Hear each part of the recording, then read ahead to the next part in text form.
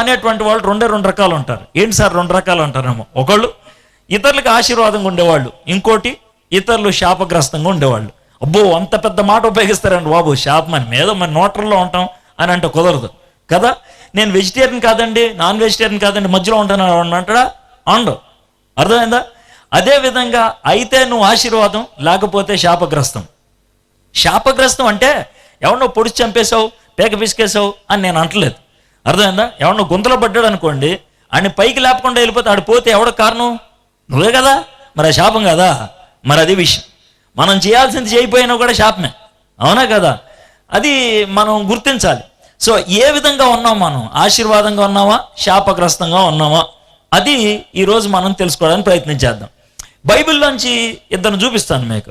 ఆ 2 చూపించి, ఒక ఆయన ఏమో ఆశీర్వాదం అయ్యాడు, ఒక ఆయన ఏమో శాపగ్రస్తం అయ్యాడు. అయ్యో నువ్వు అలా మాట్లాడగా బాబు, వాళ్ళకి బోల్డ్ బ్యాక్గ్రౌండ్ ఉంటుంది, ఫిట్టింగ్ సెట్టింగ్ ఉంటుంది, మనకు లేదు కదా అనొచ్చు.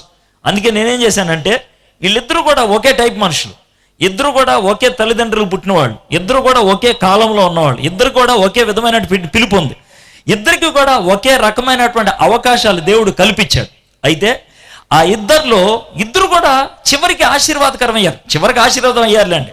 ఇద్దరిని కూడా యేసు ప్రభుతో పోల్చారు. ఇద్దరికి కూడా హిబ్రూ గ్రంథకర్త ఒకే విధమైనటువంటి స్థానాన్ని కల్పించారు. కానీ నేను చూసేటువంటి ఒక సందర్భంలో ఒకళ్ళు లక్షల మంది చచ్చిపోవడానికి కారణమయ్యారు, ఇంకొకళ్ళు లక్షల మంది బతకడానికి కారణమయ్యారు. అంతే. అయితే వాళ్ళిద్దరి జీవితాల్ని మనం ఒకసారి బేరీజ్ వేసుకుంటూ, ఒకసారి చూసుకుంటూ, మనం ఆయనలాగా ఉన్నామా, ఈయనలాగా ఉన్నామా అని ఆలోచిద్దాం. ఓకే, వాళ్ళిద్దరి పేర్లు చెప్తాను, సస్పెన్స్లో అలా ఉంచుతాను. ఓకే, అయితే ఇంకో మాట చెప్తాం. ప్రసంగాలు వింటున్నప్పుడు మనం కొన్ని పనులు చేస్తూ ఉంటాం. ఏమన్నా తెలుసా? ఇది ఆడికే, ఇది వింటే బాగుండేది అని అనుకుంటాం. ఇవాళ అలా ఆలోచించద్దు, ఇది మీకే. అర్థమైందా? మీ అత్తకో, మీ మామకో, మీ తమ్ముడికో, మీ బాబాయ్కో ఇలా కాదు, మీ అబ్బాయికో, మీ అమ్మాయికో, మీకే. అర్థమైందా? బైబిలు అద్దం అంటారు. అద్దంలో ఎవరు కనబడతారు? మీరే కనబడతారు కదా. అంటే సినిమా పాటల్లో వేరుగా ఉంటేలా, అద్దంలో చూస్తే నువ్వే కనబడుతున్నావు, అన్నం తింటే నువ్వే కనబడుతున్నావు, నాన్న సుత్తిదంతా. అదంతా మామూలుగా అద్దం చూసుకుంటే మన మొహమే మనం కనబడతాం, అంతే కదా. రైట్. దేవుని వాక్యం అద్దం, అద్దంలో మన ఫేసే కనబడుతుంది. ఓకే, అద్దంలో ఫేస్ కనబడినప్పుడు ఇక్కడ ఏమైనా మచ్చ ఉందనుకో, అద్దంలో మచ్చం కనబడుతుందా లేదా? కదా. మచ్చ కన్నప్పుడు మనుషులు 3 రకాలుగా రియాక్ట్ అవుతారు. రియాక్షన్ నెంబర్ 1, అరే ఇక్కడ మచ్చ ఉంది, ఏం పూసుకోవాలి అని ఆలోచించడం, ఇది ఒకటి. అర్థమైందా? రెండో రకమైనటువంటి రియాక్షన్, ఆ మచ్చలు ఎవడకొండో అందరికొండ ఇలా మచ్చలు ఏముంది అని వెళ్ళిపోవటం, ఇది రెండో టైప్. మూడోది, ఈ అద్దం మంచిది కాదనుకుంటా, దీనికి మచ్చ ఉంది అని వెళ్ళిపోవటం, ఇది మూడో టైప్. ఈరోజు ఈ 3 టైపులు కూడా ఉంటారు నాకు తెలుసు. మీలో కొంతమంది ఇది నా జీవితం మచ్చ, దీన్ని సెట్ చేసుకోవాలనుకుంటారు. రెండో రకం, అందరికొండలా పెద్ద ఏదో అని నన్ను తిట్టేసి వెళ్ళిపోయేవాళ్ళు ఉంటారు. మూడోది, వీడికి అసలు మాట్లాడితే రాదు, అసలు దేవుని సేవకుడైనా ఆ లాంగ్వేజ్ ఏంటి, ఆ స్టైల్ ఏంటి, ఆ పద్ధతి ఏంటి అని నన్ను తిట్టిపోయేవాళ్ళు ఉంటారు.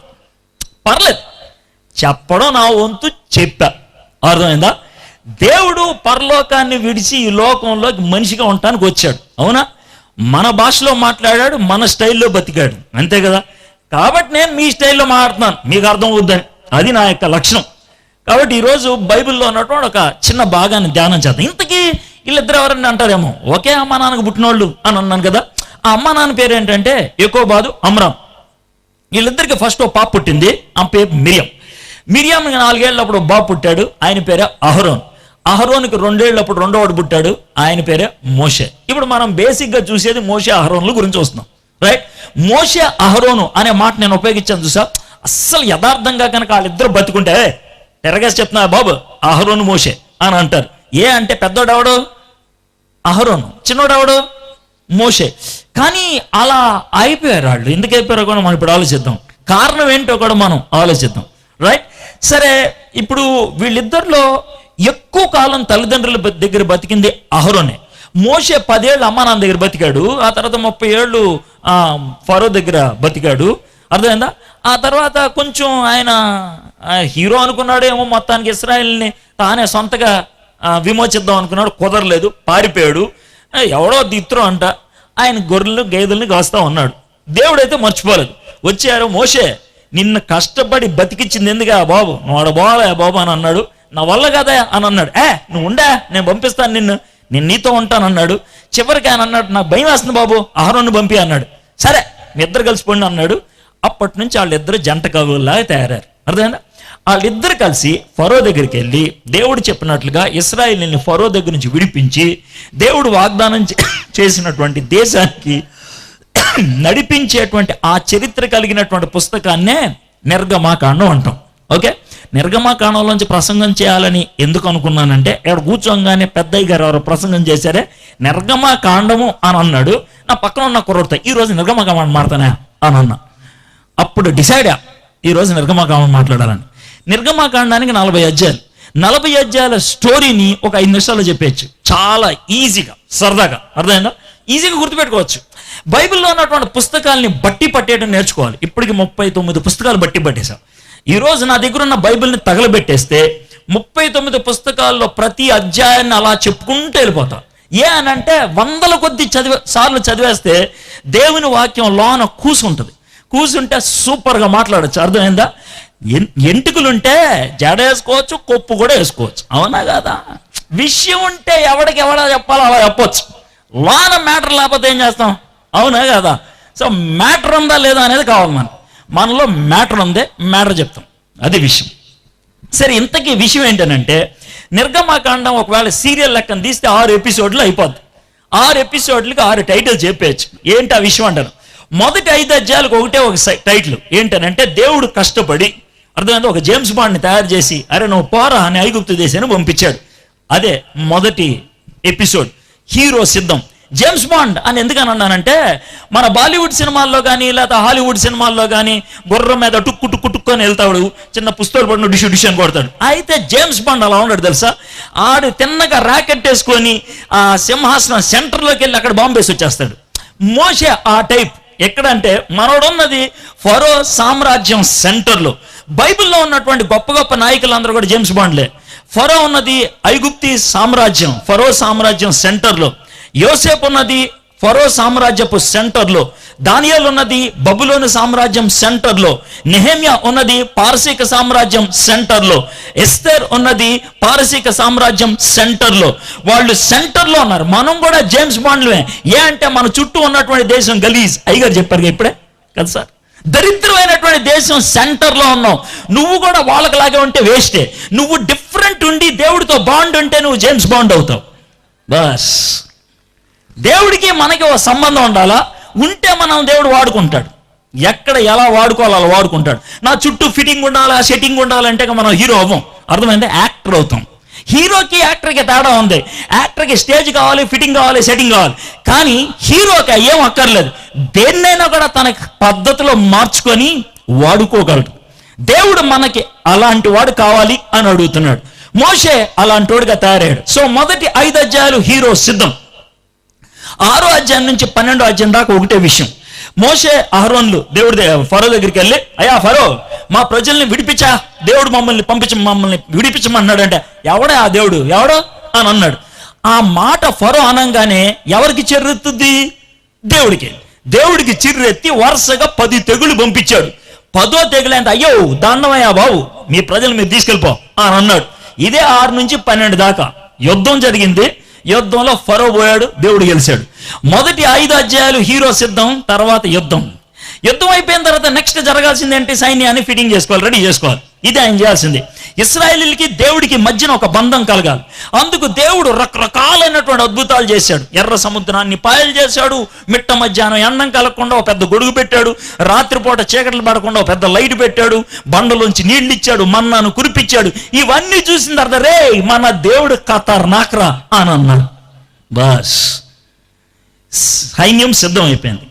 ఇదే 13 నుంచి 18. ఇప్పుడు సైన్యం సిద్ధం అయిపోయిన తర్వాత దేవుడు ఆ లెంక చూసి, హలో మీరంటే నాకు ఇష్టమయ్యా, నేనంటే మీకు ఇష్టమేనా? ఇష్టమే.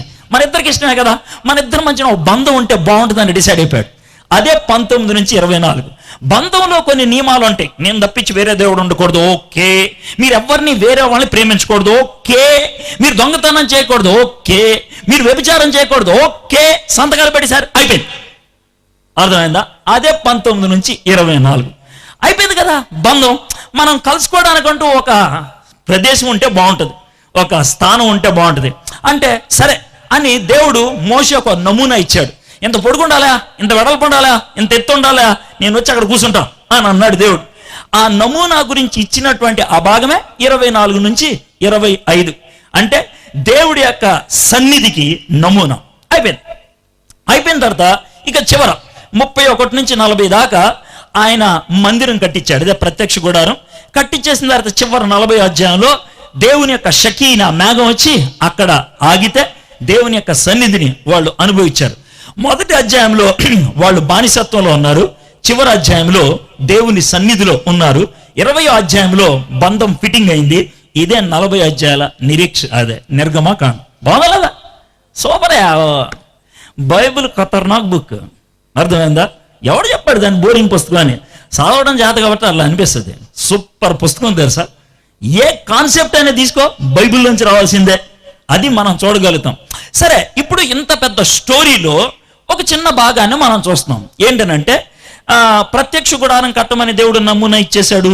ఇచ్చేసిన తర్వాత మోషే, నువ్వు కొండ మీద రాయా, మనందరం వచ్చే పర్సనల్ మాడుకోవాలి అని అన్నాడు. పాపం మోషే కొండ మీద ఎక్కాడు, దేవుడితో ఉన్నాడు. చాలా రోజులు ఉండిపోయాడు. పాపం 40 రోజులు ఉండిపోయాడు. కిందేమో ఆరోను ఉండిపోయాడు. ప్రజలంతా ఉన్నారు. 5 వారాలు అయిపోయింది.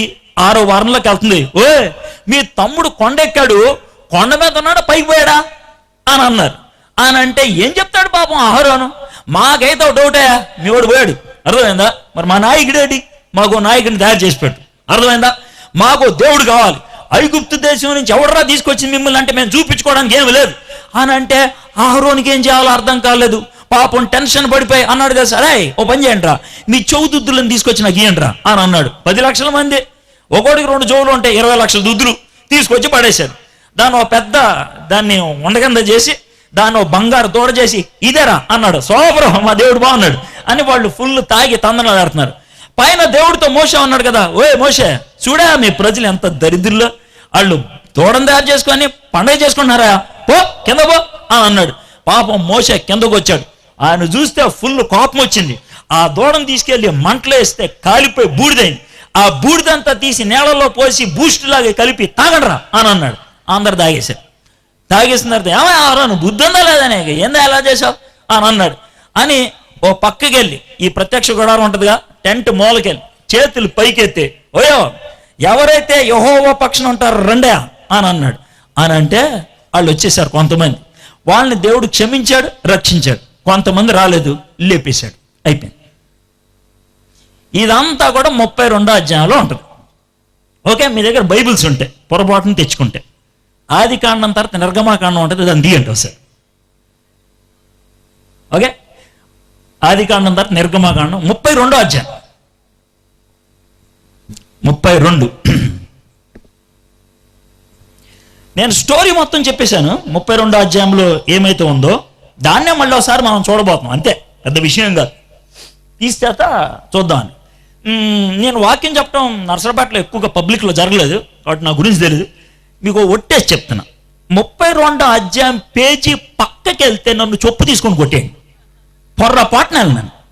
32వ అధ్యాయం ఒక్కటే, ఒక్క అంగుళం అవతలకు కానీ వదలకాను. దీన్ని ఒక్కదాన్నే ధ్యానం చేస్తా. ఎంత ఎందుకు చెప్తున్నానంటే ఊళ్ళ దగ్గర పెట్టుకొని చూస్తారని, తీస్తారని. తీయండి ఒకసారి. కళ్ళుతో చూసి, చెవులతో విని, మనసుతో ఆలోచించి, బుర్రలో అంగీకరిస్తే పని అవుద్ది. ఇందుట్లో ఏ ఒక్క పార్ట్ పని చేయకపోయినా ఎక్కడికో వెళ్తారు మీరు. ఏ ఒక్కడ పని చేయకపోయినా. అందుకని అన్ని పార్ట్లు పనిచేస్తే పూర్తిగా ఇన్వాల్వ్ అవుతారు. రైట్, చూడండి ఒకసారి. 1 నుంచి 6 దాకా ఒక పారాగ్రాఫ్ ఉంటుంది మీ బైబిల్లో, ఉందా? 7 నుంచి 14 దాకా 2వ పారాగ్రాఫ్ ఉంటుంది. 15 నుంచి 35 దాకా 3వ పారాగ్రాఫ్ ఉంటుంది. అవునా కదా? కరెక్టేనా?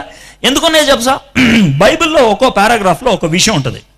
3 పారాగ్రాఫ్లో 3 విషయాలు ఉంటాయి. ఏంటి ఆ విషయాలు చూద్దాం. 32వ అధ్యాయం 1వ వచనం చూస్తున్నాను. మోషే కొండ దిగకుండా తడువు చేయట ప్రజలు చూచినప్పుడు ఆ ప్రజలు అహరోనొద్దకు కూడి వచ్చి, లెమ్ము, మా ముందర నడుచుటకు ఒక దేవతను మా కొరకు చేయము. ఇది 1వ వచనం. ఇప్పుడు 7వ వచనం చదువుతున్నాను.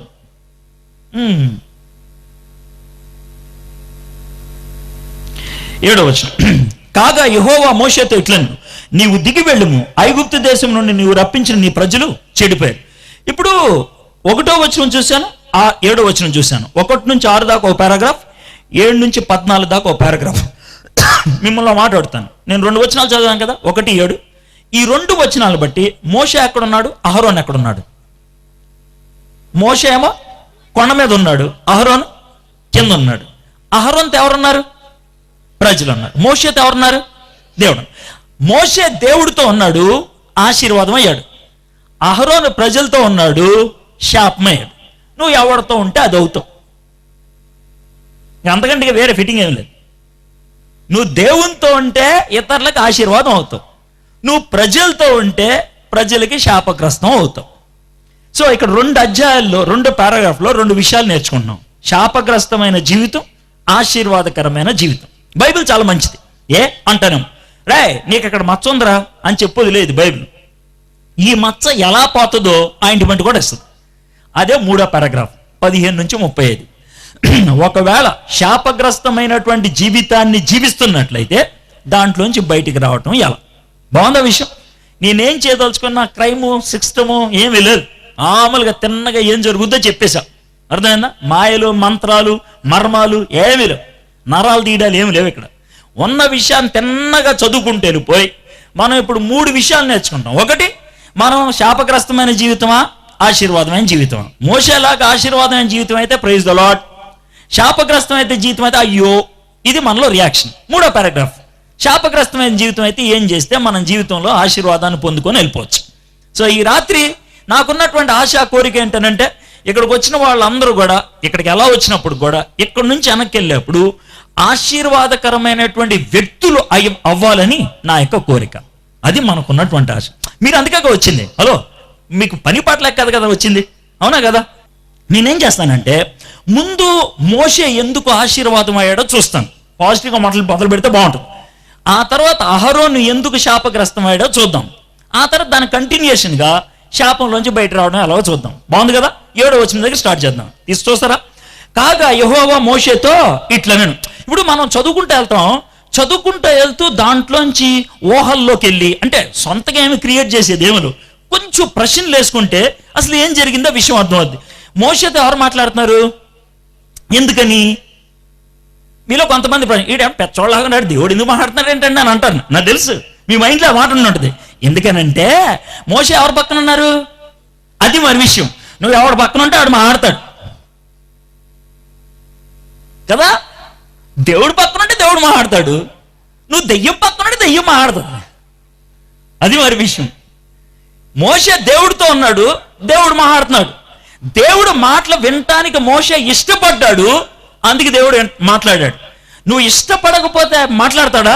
మాట్లాడరు. ఇప్పుడు మనతో కొంతమంది కూర్చుంటారు, అలా బాగున్నారా అంటారు అని మీటింగులకు వస్తాం కదా, మనం ఎలాగే చూస్తూ ఉంటాం. పక్కన వాళ్ళు ఉంటారు, ప్రతివాడు మనతో మాట్లాడతాడా? మాట్లాడు. ఆడు మనతో సుత్తు కొట్టేవాడైతే మాట్లాడతాడు. సింపుల్గా చెప్పాలంటే దేవుడితో నువ్వు సుత్తు కొట్టే అలవాటు ఉందా అని అడుగుతున్నా. దేవుడితో సన్నిహితంగా మాట్లాడేటువంటి అనుభవం ఉందా అని అడుగుతున్నా. మోషే దేవుడితో గడపడానికి ఇష్టపడేవాడు, అందుకే దేవుడు మాట్లాడటానికి ఇష్టపడుతున్నాడు. ఆయన ఏమంటాడు తెలుసా? దేవుడు బలవంతంగా ఎవరితో మాట్లాడు అని అరవడు. ఆయన నేను అరవచ్చు, కానీ దేవుడు అరవడు. బాబు బాబు అసలు ఇది ఆయన పరిస్థితి. ఆయన మాట్లాడే పద్ధతి అలా ఉంటుంది. ఆయన మాట్లాడినప్పుడు నువ్వు వినటానికి ఇష్టపడకపోతే ఆయన మాట మాట్లాడు. కొంతమంది మీటింగులకు వస్తారు, ఎంత పోటుగాడ ప్రసంగికుడు వచ్చినా కూడా మనకేమి ఎక్కదు. అంటే తప్పు ప్రసంగికుడు కాదు, మీది సమస్య మీదైతే ఎవడేం చేస్తాడు? అయితే మోషేతో దేవుడు ఎందుకు మాట్లాడగలిగాడంటే మోషే దేవుడితో గడపటానికి ఇష్టపడ్డాడు. దేవుడంటే మోషేకి ఇష్టం. ముసలోడు, 120 ఏళ్ల ముసలోడు కొండెక్కి దేవుడితో 40 రోజులు అలా గడిపేశాడు ఆయన, అంతే. అందుకే దేవుడు మాట్లాడుతూ వెళ్ళిపోయాడు. ఆయన ఆపలేదు. దేవుడంటే మనకి ఇష్టం అయితే దేవుడితో మాట్లాడటానికి ఆతృత ఉంటుంది. దేవుడితో మాట్లాడటం ఆతృత అనేదాన్ని నేను 2 వ్యక్తుల నుంచి నేను ఎప్పటికీ మర్చిపోలేను. ఒకళ్ళు నా మారు మనసు పొందినటువంటి తొలి దినాల్లో జరిగింది, 2వ వ్యక్తి ఒక 6 నెలల క్రితం జరిగింది. వాళ్ళిద్దరి గురించి చెప్తాను. దేవుడు అంటే వాళ్ళకి ఎంత ఇష్టమో వాళ్ళ యొక్క చివరి క్షణాల్లో నాకు అర్థమైంది. సురేష్ అనే కుర్రోడు నన్ను యేసు ప్రభు దగ్గర నడిపించినటువంటి వ్యక్తి. ఇది నేను ఎప్పుడు మాట్లాడుతున్నాను? 1985 సంవత్సరంలో ఆ విషయాన్ని మాట్లాడుతాను. అయితే వాడు చిన్న వయసులో చచ్చిపోవాల్సి వచ్చింది. ఎందుకంటే 2 కిడ్నీస్ ఫెయిల్ అయ్యాయి. నన్ను ప్రభువులోకి నడిపించినట్టు వాళ్ళు 9 దినాల్లో వాడికి ఒంట్లో బాగాలేదు, సిక్గా ఉన్నాడు, చచ్చిపోతాడు అని తెలిస్తే నేను ఎక్కడో వేరే ఊర్లో ఉన్నాను, జగ్గైపేట అనే ఊర్లో ఉన్నాను. అక్కడ నుంచి హడావిడిగా కారు వేసుకొని వచ్చాను. రాత్రి 12కి ఒక 5 నిమిషాల ముందు అలా వచ్చాను. డాక్టర్ వచ్చాడు. అప్పటికే వచ్చి ఏమన్నాడు తెలుసా, ఈ 2 కిడ్నీస్ పాడైపోయినాయి, తను ఇలా పడుకోలేకపోతున్నాడు, ఎవడైనా పడుకొని ఇక్కడ దిండిలు వేసుకుంటే ఒక 3-4 గంటలే బతుకుతాడు, ఆ 3-4 గంటలైనా నొప్పి లేకుండా చచ్చిపోతాడని అంటే నేను ఆ చివరి క్షణాల్లో ఆ మంచం మీద ఇలా పడుకొని వెనకాల దిండ్లు వేసుకొని ఇక్కడ 2 దిండ్లు వేసుకొని ఆయన ఇక్కడ పడుకోబెట్టుకొని ఇలా గట్టిగా పట్టుకొని ఉన్నా, అంటే నెమ్మదిగా పట్టుకొని ఉంటే, అరే టైం ఎంత అయిందిరా అని అన్నాడు. టైం చూసా 12:05 అయింది. కావాలని అబద్ధం ఆడి 11:40 అయిందిరా అని అన్నా. వాడు 2 నిమిషాలకోసారి టైం ఎంత అయిందిరా, టైం ఎంత అయిందిరా, టైం ఎంత అయిందిరా అడుగుతున్నాడు. నాకున్న భయం ఏంటంటే ఇటు చచ్చిపోతున్నాడు, డేట్ మారంగానే చచ్చిపోతాడేమో అని డిలే చేద్దామని ట్రై చేస్తాను. నేను పిచ్చోండి చూడండి, ఎంతసేపు మారుస్తాం. కొద్దిసేపు నాకు అరే ఇప్పుడే 12 అయిందిరా అని అన్నా. అమ్మాయ అరే బైబిల్ తీరా, బైబిల్ తీ అని యెషయా గ్రంథం, నాకు కరెక్ట్గా గుర్తులేదు, యెషయా గ్రంథం అని 41, 42 అధ్యాయం తీసి చదవరా అన్నాడు. ఓసారి చదివా, మళ్ళీ చదవరా అన్నాడు. చదివిన తర్వాత ఒక 5 నిమిషాలు కళ్ళు మూసుకున్నాడు. ఏంట్రా అని అన్నా. ఏం లేదురా, నేను మారు మనసు పొందినటువంటి తొలి దినాన్న దేవుడితో ఒక వాగ్దానం చేశా. ఏమన్నా తెలుసా, నేను చచ్చిపోయేదాకా నేను దినము తొలి గడియ నీకే ఇస్తాను ప్రభా అని అన్నాను. ఈరోజు నేను చచ్చిపోతాను రా నాకు తెలుసు. అయితే ఈ తొలి గడియ కూడా నేను దేవునికి ఇవ్వగలిగితే నేను సంతోషంగా దేవుని ఉంది, ప్రభా నీతో ఇచ్చిన వాగ్దానాన్ని నేను మర్చిపోలేదని. ఈ మాట వాడు 1 గంటకు అన్నాడు. 3 గంటలకు వాడు చచ్చిపోయాడు. 2 గంటల ముందు వాడు కోరుకున్నటువంటి చివరి కోరిక ఏంటి తెలుసా, దేవుని వాక్యాన్ని ఒకసారి చదవాలి అనేటువంటి మాట. 2వ వ్యక్తి జూలై 1వ తారీఖు పోయిన సంవత్సరం 2015వ సంవత్సరం జూలై 1వ తారీఖు మా అత్తగారు మాతోనే ఉన్నారు. 11 గంటలకి వాళ్ళ కూతురుతో మాట్లాడుతున్నారు, స్కైప్లో మాట్లాడుతున్నారు, ఇంటర్నెట్ ద్వారా. వాళ్ళ కూతురు అమెరికాలో ఉంటుంది. 40 నిమిషాలు మాట్లాడారు ఆ రోజు వాళ్ళ కూతురుతో. మాట్లాడుతూ ఉంటే పక్కన కూర్చొని వింటా ఉన్నా. వాళ్ళ కూతురుతో ఒక మాట ఉంది, అమ్మ ఈరోజు పొద్దున్నే లేచాను, కాఫీ తాగాను, నా యొక్క లెక్క ప్రకారం 30 అధ్యాయాలు బైబిల్ చదివేశాను. ఆమె 2 నెలలకు ఒకసారి బైబిల్ పూర్తి చేసేస్తుంది. రోజుకి 30 అధ్యాయాలు చదువుతుంది ఆమె. అయితే పూర్తి చేయాలని ఒకేసారి మొత్తం పుస్తకం అంతా చదివేశాను అని ఆవిడ చెప్పింది. ఆ రోజు యెషయా గ్రంథాన్ని ఆవిడ పూర్తి చేసింది. 33 అధ్యాయాలు ఆమె చదివిందంట. యెషయా గ్రంథం అంతా చదివేసేసి అని అంటే వాళ్ళ కూతురు అప్పుడు అడుగుతుంది, అమ్మ అంతసేపు చదవాల్సిన అవసరం ఉందా, నడుము నొప్పి వస్తుంది, ఎవరి కోసం చదువుతున్నావు అంటే, ఆమన్న మాట ఇప్పటికీ నేను మర్చిపోలేను, నా కోసమే చదువుకుంటున్నా, నా కోసమే. ఆమె మాట 11 గంటలకు అంది. 12:20 ఆమె చచ్చిపోయింది. ఆమె 12:20. ఆ క్షణం దాకా దేవునితో గడపాలనేటువంటి ఆతృత వీళ్ళ జీవితాలు నా మీద ఎంత ప్రభావాన్ని తెలుసా. వీళ్ళు మహాశక్తివంతమైనటువంటి జీవితాన్ని జీవించారు. ఎందుకు అనంటే వాళ్ళు దేవునితో గడపడానికి ఆతృత పడ్డారు. సినిమా చూడటానికి ఆతృత ఉంటుంది, డ్రామాలకు వెళ్ళటానికి ఆతృత ఉంటుంది, మార్కెట్కి వెళ్ళటానికి ఆతృత ఉంటుంది. దేవుడు అంటే మనకు ఆతృత ఉందా? దేవునితో గడపాలి అనేటువంటి ఆశ మనకున్నదా? ఆశ కలిగిన వాళ్ళని తృప్తిపరుస్తాడనే బైబిల్ చెప్తుంది. సుత్తి ఆశ కాదది, దేవునితో గడపాలి అనే ఆశ, దేవునితో గడపాలనే ఆశ. ఆ ఆశ ఉన్నవాడిని దేవుడు తృప్తిపరిచాడు. దేవుడు మనతో మాట్లాడితే వచ్చేది ఏంటండి అనే మాట అనొచ్చు. చూడండి, కాగా యెహోవా మోషేతో ఇట్లనెను, నీవు దిగి వెళ్ళుము. మోషే దేవుడితో ఉన్నాడు. దేవుడితో అంటే, తమ్ముడు బాబు మోషే వెళ్ళా కిందకి అని అన్నాడు. ఎవరైతే దేవుడితో ఉంటారో, ఎవరైతే దేవుడితో గడుపుతారో వాళ్ళని దేవుడు నడిపిస్తాడు. వాళ్ళకి తెలుసు ఎక్కడికి వెళ్ళాలి, వాళ్ళకి తెలుసు ఏం చేయాలని. ఇది నాకు తెలుసు ఒక మిషనరీ గ్రౌండ్ అని. ఇక్కడికి మిషనరీలు వేరు వేరు దేశాల నుంచి వచ్చారు. అమెరికా నుంచి ఇక్కడికి మిషనరీలు వచ్చారు, జర్మనీ నుంచి ఇక్కడికి మిషనరీలు వచ్చారు. వాళ్ళు ఇక్కడికి ఎందుకు వచ్చారు? ఇక్కడ బోల్డ్ డబ్బులు ఉంటాయని వచ్చారా? ఇక్కడ బోల్డ్ ఉద్యోగాలు ఉంటాయని వచ్చారా? ఇక్కడ బాగా ఫిట్టింగ్ లైఫ్ ఉంటుందని వచ్చారా? లేదు, దేవుడు పొండిరా అంటే పోయారు వాళ్ళు. ఎవడైతే దేవుడితో ఉంటాడో వాళ్ళని దేవుడు పంపిస్తాడు. వాళ్ళకు ఒక జాబ్ ఉంటుంది, వాళ్ళకు ఒక జీవిత అర్థం ఉంటుంది, వాళ్ళ జీవితానికి ఒక గమ్యం ఉంటుంది, వాళ్ళ జీవితానికి ఒక వృత్తి ఉంటుంది. ఎందుకు బతుకుతున్నావు అంటే they must be able to say it out, చెప్పగలుగుతారు. జాన్ స్టార్ట్ అనే వ్యక్తి మాట అన్నాడు, the man who spends time with God will be sent by God. ఒక మనిషి దేవుడితో సమయాన్ని గడిపితే వాడిని దేవుడు పంపిస్తాడు అని అన్నాడు. దేవుడితో గడిపారు. యేసుక్రీస్తు ప్రభువు వారి శిష్యుల్ని పిలుచుకున్నారు తన దగ్గర ఉండటానికి. 3.5 సంవత్సరాల తర్వాత పొండ్రా అని అన్నాడు. దేవుడితో ఎవరైతే గడుపుతారో వాళ్ళు దేవుని చేత పంపబడతారు. వాళ్ళు దేవుని చేత ఆశీర్వాదాన్ని అందించడానికి పంపబడతారు. సమరయ స్త్రీ యేసు ప్రభుతో కొన్ని గడియలు ఉందంటే, ఫ్యూ మినిట్స్ దట్స్ ఆల్. పరిగెత్తుకుంటే వెళ్ళింది, గ్రామం మొత్తాన్ని తీసుకొని వచ్చింది. గ్రామం మొత్తాన్ని. If you are able to spend time with God, దేవుడితో క్షణం గడిపితే ఇతరులకు ఆశీర్వాదం అవుతాం. మన బతుకు ఎంత దరిద్రమైందో అర్థమవుతుందా? We don't spend time with God.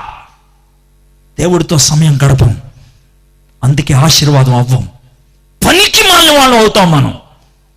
Few minutes గడిపింది యేసయ్యతో, అంతే. సమరయ స్త్రీ ఊర్లోకి పరిగెట్టుకుంటే వెళ్ళి ఊరు మొత్తాన్ని మోసుకొచ్చింది. ఎన్ని సంవత్సరాల నుంచి ఉంటున్నావు మీ వీధిలో, ఎన్ని సంవత్సరాల నుంచి ఉంటున్నావు ఈ ఊరిలో? ఎవరికైనా చెప్పావా యేసయ్య గురించి? ఎవరినైనా తెచ్చావా యేసయ్య దగ్గరికి? లేదా.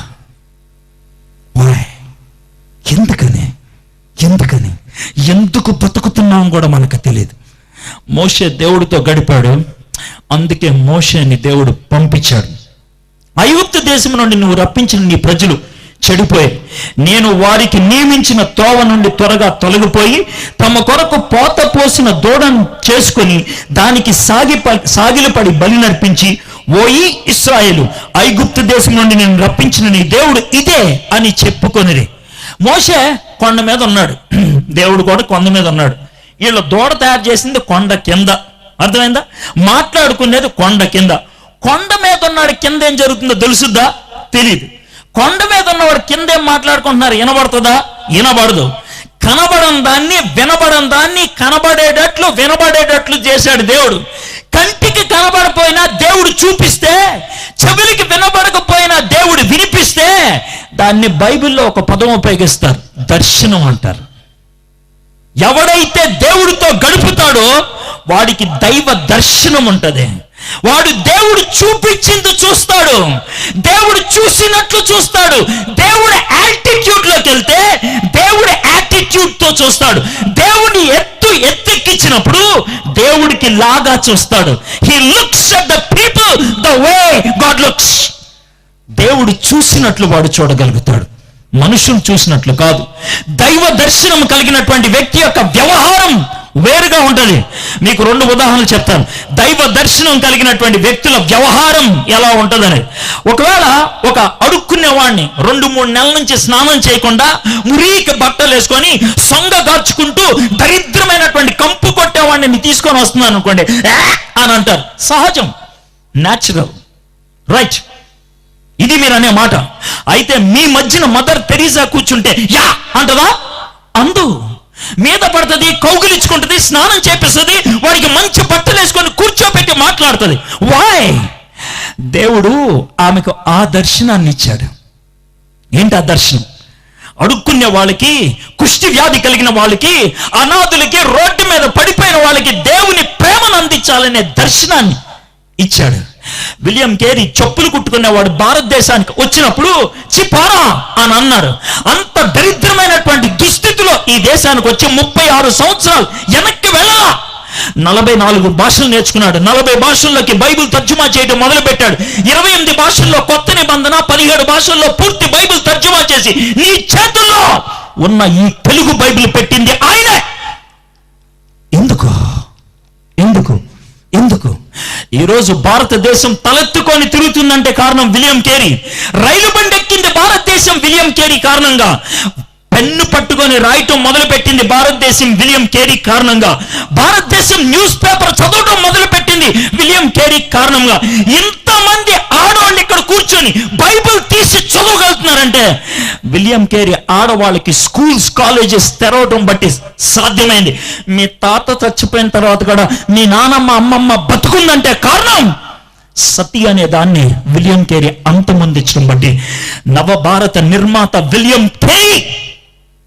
ఎందుకు? దేవుడు దర్శనమిచ్చాడు. అంధకారంలో ఉన్నటువంటి భారతదేశాన్ని వెలుగులోకి నడిపించాలి అని. దేవుడు ఎవరితో అయినా దేవునితో గడిపితే ఆయన ఒక దర్శనం ఇస్తాడు. నేను ఇంజనీరింగ్ చదువుకునేటువంటి దినాల్లో దేవుడు నాకు దర్శనం ఇచ్చాడు. యవ్వనస్తులకు సువార్త చెప్పాలని, యవ్వనస్తులు సువార్త చెప్పడానికని నా జీవితాన్ని కంకణం కట్టుకున్నా, అర్పించుకున్నా. నా జీవిత శైలిని, నా జీవన విధానాన్ని, నా యొక్క మాటల శైలిని, సమస్తాన్ని దానికోసం రూపుమార్చుకున్నాను. నేను మాట్లాడే తీరు, నేను నడిచే తీరు, నేను వ్యవహరించే తీరు, it's only one thing, to reach the young mind. యవ్వనస్తులను రీచ్ అవ్వాలని ఎక్కడున్నా సరే. అయితే కొంతకాలం క్రితం ప్రార్థన చేశాను, ప్రభా ముసలాండి అయిపోతున్నాను ప్రభా, ఇంతకాలం యవ్వనస్తులతో మాట్లాడాలి, కష్టం అవుతుంది నాకు వేరే పరిచయం ఏమన్నా చూపించవా అని అడిగాను. అడిగి ప్రార్థన చేశాను. కొంతకాలానికి దేవుడు నాకు, నా భార్యకి ఒక నూతన దర్శనం ఇచ్చాడు. ఆ దర్శనం అంగీకరించడానికి చాలా కష్టం అనిపించింది, కొంచెం టైం పట్టింది, కానీ అంగీకరించాం, తప్పలేదు. ఎందుకంటే దేవుడి దగ్గర నుంచి వచ్చింది. దేవుడు ఈరోజు నాకు, నా భార్యకి ఇచ్చినటువంటి దర్శనం ఏంటి తెలుసా? కొజ్జా వాళ్ళకి సువార్తను అందించాలని, కొజ్జా వాళ్ళకి యేసు ప్రభు గురించి చెప్పాలి అని, వాళ్ళని కూర్చోపెట్టి వాళ్ళ పక్కన కూర్చొని యేసే ప్రేమ గురించి చెప్పడం అనేది కంపరమెక్కినట్లుంటది, తేళ్లు జర్రులు ప్రాకుతున్నట్లుంటది. But still God give me heart. దర్శనం ఉంటే జరిగేది అదే. సంఘాలు పెట్టాం మేము, రిడీమ్ మినిస్ట్రీస్ అనే దాన్ని బట్టి. నర్సాపురంలో, కాకినాడలో, సర్పవరంలో, ఏలూరులో, కొంతకాలం క్రితం విజయవాడలో, ఇలాంటి ప్రాంతాల్లో, భీమవరంలో చిన్న చిన్న చర్చలు, పెద్ద ఎక్కువ మంది ఎవరో, బహుశా 10 మంది 15 మంది, మహా అయితే 25 మంది రావచ్చు. బట్ స్టిల్ వాళ్ళకి పరిచర్య చేయాలనేటువంటి దర్శనం దేవుడు మాకు ఇచ్చాడు. ఈ 2 రాష్ట్రాల్లో 6 లక్షల మంది కొజ్జా వాళ్ళు ఉన్నారు. వాళ్ళకి సువార్త చెప్పేవాడు ఎవడు? దేవుడు ఇచ్చినటువంటి దర్శనం. హలో, నువ్వు మనిషి అయితే దేవుడు నీకు దర్శనం ఇస్తాడు. నీకు ఏ దర్శనం లేకపోతే నువ్వు చచ్చిన ఒకటే, బతికిన ఒకటే. నీకు మీ ఇంట్లో ఉన్న కుక్కకి తేడా లేదా? దర్శనం ఉండాలా. ఎందుకు బతుకుతున్నావు? నీ జీవితానికి అర్థం ఏంటి? ఎవరి కోసం బతుకుతున్నావు? డబ్బు కోసమా? నీ కూతురు కోసమా? నీ కొడుకు కోసమా? నీ ఆయన కోసమా? నీ ప్రియుడు కోసమా? నీ ప్రేయసి కోసం? అది పనికి మాలింది. దేవుడు దర్శనం ఇస్తే ఆ దర్శనానికి బ్రతికితే వాల్యూ ఉంటుంది. దేవుడు మోషేకు ఒక దర్శనాన్ని ఇచ్చాడు. వాళ్ళ కింద పాపం చేస్తున్నారని. అయితే మోషే ఏం చేద్దాం? మరియు యెహోవా ఇట్లా నేను ఆ ప్రజలను చూచి ఉన్నాను, ఇదిగో వారు లోబడనల్లని ప్రజలు, కావున్ని ఊరకుండు, నా కోపం వారి మీద మండుచుండెను. కొట్లాడేటప్పుడు 2 పార్టీలు ఉంటాయి, ఇటో పార్టీ అడో పార్టీ, వాళ్ళిద్దరు కొట్టుకుంటూ ఉంటారు. ఒకే పార్టీలో 2 రకాలైన మనుషులు ఉంటారు. ఒకే పార్టీలో 2 రకాలైన మనుషులు ఏంటంటారేమో, ఒకడు చంపేస్తాను, అరే ఆగరా అనేవాడు ఇంకోటి ఉంటాడు కదా. ఇక్కడ కూడా జరిగేది అదే. వాడేమో రెచ్చిపోయి వెళ్ళిపోతున్నాడు, ఇంకోటేమో లాగుతున్నాడు. రెచ్చిపోయి వెళ్ళిపోతుంది ఎవరు తెలుసా? సాక్షాత్ దేవుడే. చంపేశానే అని అంటున్నాడు. కొంచెం ఆగయా అంటున్నాడు. ఎవరు? మోషే. మీరు కనబడుతున్నా? నేనేమో సృష్టించానా? లేదు, సీన్ అది. దేవుడితో ఎవడైనా గడిపితే ఏ ప్రజల గురించి అయితే భారం ఉంటుందో ఆ ప్రజల గురించి దేవుడి దగ్గరికి వెళ్ళి బ్రతిమలాడటం నేర్చుకుంటాం. ఎప్పుడు మోషే చేస్తుంది అదే. అంటే మోషేకి వాళ్ళు చేసిన పాపం అంటే చిరాకు లేదా? ఉందే, తగలబెట్టేశాడు దాన్ని, అంత కోపం. కానీ దేవుడితో మాట్లాడేటప్పుడు ఎలా మాట్లాడుతున్నాడు? ప్లీజ్ ప్రభా, ప్లీజ్ ఒక్కసారి ఛాన్స్ ఇవ్వా. ఎవరైనా సరే దేవుడి దగ్గర గడిపితే, దేవుడు మనసు వస్తే, దేవుడి దగ్గర మాట్లాడే తీరు ఎలా ఉంటుందో తెలుసా? అబ్రహాము దేవుడు ఇద్దరు నడుచుకుంటూ వెళ్తున్నారు. అబ్రహాం మన పక్కన నడిస్తే ఎలా ఉంటుంది? దేవుడి పక్కన నడిస్తే ఎలా ఉంటుంది? ఒక్కసారి ఆలోచించండి. చాలా మంది అన్నతో, మన స్టీవెన్స్ అన్నతో ఫోటో దిగుతున్నాడు పొద్దున్న, ఒక ఆయన చూస్తామని, ఆయన పక్కన నుంచి ఎగా ఫీల్ అయిపోతున్నాడు. స్టీవెన్సన్ పక్కన నుంచుంటేనే అంత ఫీల్ అయిపోతే దేవుడు ఉంటే అక్కడ ఎలా ఉంటుంది? దేవుడు పక్కన అబ్రహాం నడుస్తా ఉన్నాడు, దేవుడు నడుస్తా ఉన్నాడు. అబ్రహాము దేవుడు ఇట్లా చూస్తాను. అబ్రహాము ఏంటి వేసా? ఏంటి దేవా? ఊరు కనబడుతున్నా, అదే వేసా చూద్దాముఖం అన్న లేపేస్తున్నాను. లేపేటి ఏంటి ప్రభా? లేపేస్తున్నాను, కాల్ చేస్తున్నా. ప్రభా అక్కడ 50 మంది నీతిమంతులు ఉంటే లేరయ్యా, పూర్వ 10 ఎక్కించుకో, లేరు, ఇంకో 10 ఎక్కి, లేరు, ఇంకో 10 ఎక్కి, 10 దాకొచ్చాడు, లేరయ్యా, లేరంటావా? సర్లే అని వదిలేశాడు. దేవుడి దగ్గర ఎలా బేరం ఆడాడో చూడండి. ఎవరైనా దేవుని దర్శనం కలిగి ఒక గుంపు గురించి, ఒక జాతి గురించి, ఒక స్థలం గురించి ప్రార్థన చేయటం నేర్చుకుంటే వాళ్ళ గురించి దేవుడి దగ్గరికి వెళ్ళి విజ్ఞాపన చేయటం నేర్చుకుంటారు. మీ జీవితానికి విజ్ఞాపనే లేదు, ఎందుకో తెలుసా? దర్శనమే లేదు. దర్శనం ఉంటే ప్రార్థన ఉంటుంది, ప్రార్థన ఉంటే విజ్ఞాపన ఉంటుంది, భారం ఉంటుంది. ఆ భారంతో ప్రభా ఊరుకో ప్రభా, ప్లీజ్ ప్రభా అని అడుగుతున్నాడు. ఆ తర్వాత ఏం జరిగింది చూడండి. దేవుడు ఆయనకు ఒక మంచి ఆఫర్ ఇచ్చాడు. కావున నీ ఊరుకుండుము, నా కోపం వారి మీద మండును, నేను వారిని కాల్చివేసి, తర్వాత డైలాగ్ చూడండి, నిన్ను గొప్ప జనముగా చేసేది. దేవుడు ఏమన్నాడు తెలుసా? భారతదేశంలో ఎక్కడికి వెళ్ళినా కూడా ఇలాగ బొమ్మగా, దాన్ని అంబేద్కర్ బొమ్మ అంటాను, అర్థమైందా? నేను నిన్ను అంతకంటే గొప్ప చేస్తా, ప్రపంచంలో ఎక్కడికి వెళ్ళినా నీ బొమ్మే కనబడుతుంది. ఇలా ఒకవేళ కనుక నేనే మోసే ప్లేస్లో సూపర్ రూపా థ్యాంక్ యూ అని ఉండేవాడిని. మన దగ్గర ఇంకంతకంటే ఏం కావాలా? కానీ మోషే అలా అన్నాడా? వద్దు ప్రభా వద్దు. ఎవరైతే దేవునితో గడుపుతారో, హలో ఈ పాయింట్ చాలా ఎక్కాలి మీకు, ఎవరైతే దేవునితో గడుపుతారో, ఆత్మీయంగా ఎదుగుతారో, వాళ్ళు ఈ లోకంలో ఒదిగి జీవిస్తారు. నాకు పెద్ద ఫిట్టింగ్ కావాలా, సెట్టింగ్ కావాలా అన్నాడంటే ఆడి పెద్ద వేస్ట్ గాడు అని అర్థం. ఆడికి లోన మ్యాటర్ లేదని అర్థం. ఆడికి ముందు వెనకాల సెక్యూరిటీ ఉండాలంటే యెహోవా నా కాపరి నాకు లేమి లేదు అనే వాక్యం ఆడి బైబిల్లో లేదని అర్థం. అది విషయం. అది దేవుని బిడ్డ దేవుణ్ణి ప్రతిబింబించాలి కానీ మనల్ని మనం కాదు. అర్థమైందా? చాలా సింపుల్గా ఉండడానికి ఇష్టపడతాడు, పరిస్థితులకు అనుగుణంగా ఉండడానికి ఇష్టపడతాడు. మోషే తగ్గి జీవించడానికి ఇష్టపడుతున్నాడు. నాకొద్దు పేరు, I don't want name, I'm only interested in your name. నీ పేరు నాకు ముఖ్యం, నా పేరు కాదు. నీ పరపతి నాకు ముఖ్యం, నా పరపతి కాదు. చూడండి 11:12 మోషే తన దేవుడైన యెహోవాను బ్రతిమాలుకొని, యెహోవా నీవు మహాశక్తి వలన బాహుబలం వలన ఐగుప్తు దేశంలో నుండి రప్పించిన నీ ప్రజల మీద నీ కోపం మండనేలా? ఆయన కొండల్లో వారిని చంపినట్లును, భూమి మీద నుండి వారిని నశింపచేయనట్లును, కీడు కొరకే వారిని తీసుకొని పోయినని ఐగుప్తులు ఎలా చెప్పుకొనవలను? నీ కోపాగ్ని నుండి మళ్ళుకొని నీవు నీ ప్రజలకు ఈ కీడు చేయక దాని గురించి సంతాపపడము. నీ సేవకులైన అబ్రహామును, ఇస్సాకును, ఇశ్రాయేలును జ్ఞాపకము చేసుకొనుము. నీవు వారితో ఆకాశ నక్షత్రం వలె మీ సంతానము అభివృద్ధి చేసి నేను చెప్పిన ఈ సమస్త భూమి మీ సంతానముకి ఇచ్చిందని వారి నిరంతరము దానికి హక్కుదారులగుదరని వారితో నీ తోడని ప్రమాణం చేసి చెప్పిదివను. దేవా నాకు రెండు ఇష్యూస్ ఇంపార్టెంట్. ఏంటి తెలుసా? ఒకటి నీ క్యారెక్టర్, రెండోది నీ పేరు. నువ్వు శక్తి కలిగిన దేవుడివి, మాట తప్పని దేవుడివి. ఒకవేళ కనుక వీళ్ళందరినీ ఇక్కడ చంపేస్తే ఆ రెండు దెబ్బొస్తాయి. నాకు అది నచ్చదు. For me your name is important, for me your glory is important. నీ మహిమ నాకు ఇంపార్టెంట్, నీ జీవితం, నీ యొక్క పేరు నాకు ఇంపార్టెంట్, నీ రాజ్యం నాకు ఇంపార్టెంట్. నీ కోసం నేను ఏమైనా చేస్తాను. మిషనరీలు, దేవుని శిష్యులు ఈ లోకంలో హతసాక్షులు అవడానికి ఇష్టపడ్డారు. ఎందుకో తెలుసా? ఓన్లీ వన్ రీజన్, వాళ్ళకి వాళ్ళ శరీరం ప్రాముఖ్యం కాదు, వాళ్ళ జీవితం ప్రాముఖ్యం కాదు, దేవుడు ప్రాముఖ్యం. For them God is important. నేను ఇంజనీరింగ్ చదువుకున్నాను, ఒక MBA కూడా చదివాను, నాకు గోల్డ్ మెడల్ కూడా సంపాదించి ఇచ్చి పెట్టారు వాళ్ళు. అర్థమైందా? బాగానే ఉద్యోగం చేసేవాడిని, మరి పెద్ద ఎదవనేం కాదు నేను. చాలామంది అనుకుంటే ఇప్పుడు పెద్ద ఎదవ అందుకే పరిచయలోకి వచ్చాడని. లేదు, నేను బాగా ఉద్యోగం చేసేవాడిని. 1989లోనే కాంటెస్ట్ కారు ఉండేది మనకి, అర్థమైందా? అది పెద్ద ఫిట్టింగ్ కారు, మన లైఫ్ అది.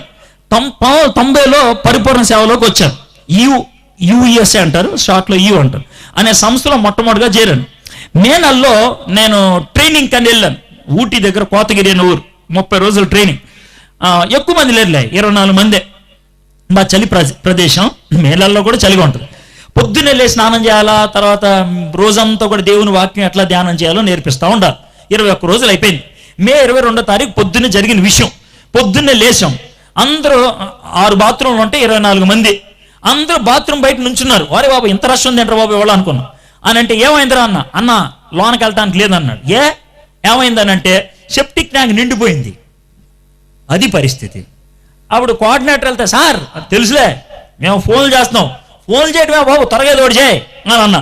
అంటే పాకూడ దొరకట్లేదు, ఏం చేద్దాం, మధ్యాహ్నం వస్తాను అన్నాడు. మధ్యాహ్నం దాకా ఆగే విషయం ఇది, కాదు, చాలా ఫ్రాంక్గా మాట్లాడుకుందాం, కాదు, ఏం చేయాలి? అయితే కోఆర్డినేటర్ అన్నాడు సార్ ప్రార్థన చేద్దాం. అరే ఇది ప్రార్థన చేసే విషయమారా ఇది? ప్రార్థన చేద్దాం అని ఆ 6 లెట్రిన్ల వెనకాల ఓ సెప్టిక్ ట్యాంక్ ఉంది, దాని చుట్టూ అందరు చేతులు పట్టుకొని ప్రార్థన చేయమన్నారు.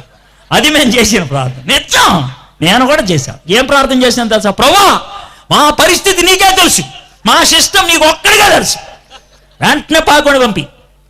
ఇది పరిస్థితి, నేను చేసిన ప్రార్థన. అయితే ఒక 5 నిమిషాల తర్వాత ట్యాంక్ తీస్తున్న సౌండ్ వస్తుంది. మా ఎవడరా బాబు ట్యాంక్ తీస్తున్నాను, ఒక్కరినే తీసి చూసా.